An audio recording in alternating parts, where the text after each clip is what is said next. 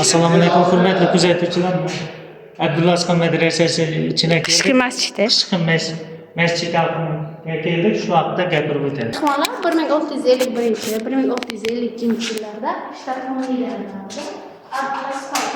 qurdirilgan qishki masjid, madrasaning qishki masjid. Bu yerda asosan talabalar qishda namozlarni ado etganlar.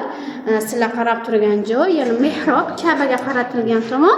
Bu yerda asosan namoz o'qish uchun qo'yilgan va qiziqarli tarixi bor. Oxirida birgalikda ko'rib o'tamiz. Mehmonlar endi yon tomonga qaranglar. Bu yerda asosan me'mor yomonlik qilsang, yomon joylarga tushasan. Xuddiki bir jahannamni maxsus razmini tasvirlab qo'ygan. Ikki yon tomondan tevadan qaranglar, ilonlar va o'rtasida olovlarni tasvirlagan. Ya'ni yomonlikning oxiri muqarrar degan ma'noda. Go'zal tasvirlangan. Yon tomoningizga qaraymiz. Bu yerda asosan yaxshilik qilsang, yaxshi joylarga tushasan. Ya'ni 7 qavat muqammasining ichida osmonning 7 qavati va jannatning 7 darvozasi tasvirlangan.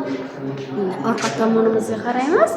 Bu yerda asosan me'mor tovusni ikki patini ikki yon tomonda joylashtirgan va shu yoshgacha kelib nimani bilamiz? Ilm ma'rifat burchagi etib tayyorlangan.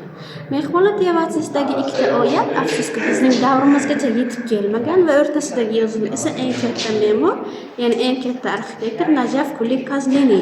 Qazvin bu Eronning bitta shahri, uning otiga qo'yilgan. Nega Abdulla Sixonning emas, me'morning ismi yozilgan? Chunki Abdulla Sixon umri davomida 2 marta umra safariga chiqadi va birinchi marta safarlikda tush ko'radiki, o'zingda shunday bir bino qurdirganki, asrlar davomida qolsin deya.